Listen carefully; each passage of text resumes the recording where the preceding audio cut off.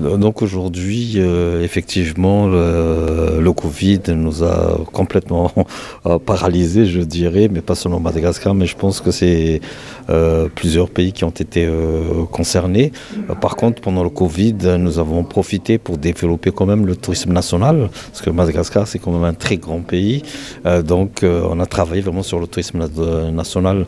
Maintenant que les frontières sont ouvertes, que le Covid, j'espère, soit vraiment derrière nous, nous relançons vraiment donc la destination. Donc c'est vraiment un plan de relance qu'on est en train de mettre en place sur cette plan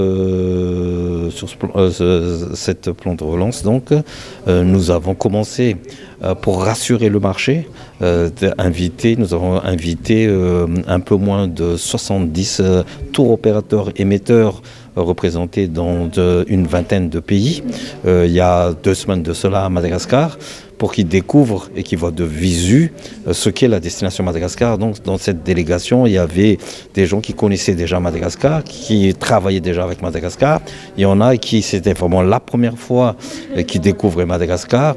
Et nous avons sélectionné 9 régions de Madagascar pour leur montrer que nous pouvons vendre aussi Madagascar, proposer Madagascar à des touristes différemment.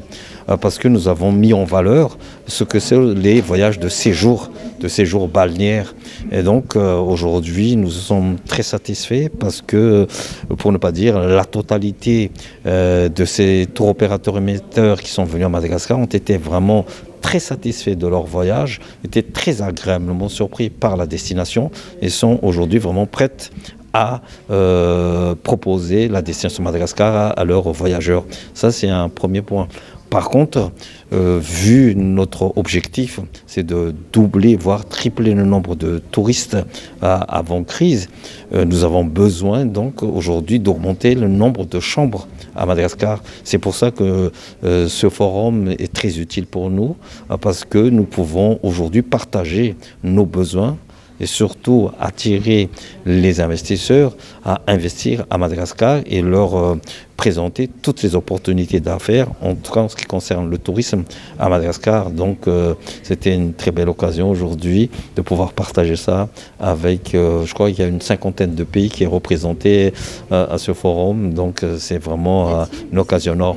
Est-il une possibilité de collaboration avec le Maroc dans ce sens? Oui, bien sûr. Là même aujourd'hui, on a, qui est carrément sur autre chose, on a rencontré un grand responsable de la formation professionnelle au Maroc, qui était prête donc aujourd'hui à collaborer avec Madagascar pour des échanges d'expériences et pour renforcer, je dirais, les compétences des opérateurs touristiques à Madagascar et faire des échanges, donc d'envoyer des opérateurs ici au Maroc pour pouvoir renforcer, je dirais tout à l'heure, leurs compétences et pourquoi pas aussi des Marocains qui pourront venir à Madagascar pour voir de visu et pourquoi pas aussi former sur place quelques opérateurs malgaches. Aujourd'hui, si on veut atteindre notre objectif, ce que je disais tout à l'heure, de tripler le nombre de touristes, il est évident que nous devons augmenter le nombre de sièges aériens pour desservir Madagascar.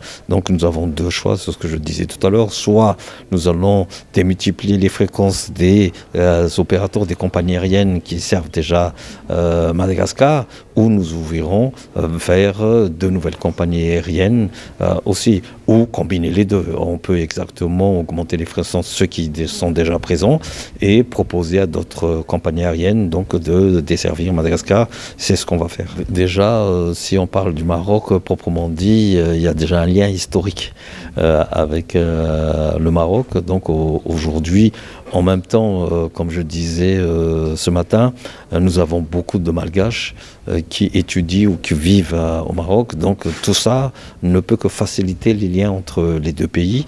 Et quand on a vu quelques responsables ici, ils veulent développer encore cette relation. Donc aujourd'hui, je pense qu'on n'aura pas du tout de difficulté de travailler sur plusieurs secteurs. Là, je parle du tourisme, mais ça peut être sur l'énergie, sur l'agriculture. On en a parlé énormément tout à l'heure, pour pouvoir travailler ensemble et développer ensemble dans un partenariat, pourquoi pas aussi gagnant-gagnant.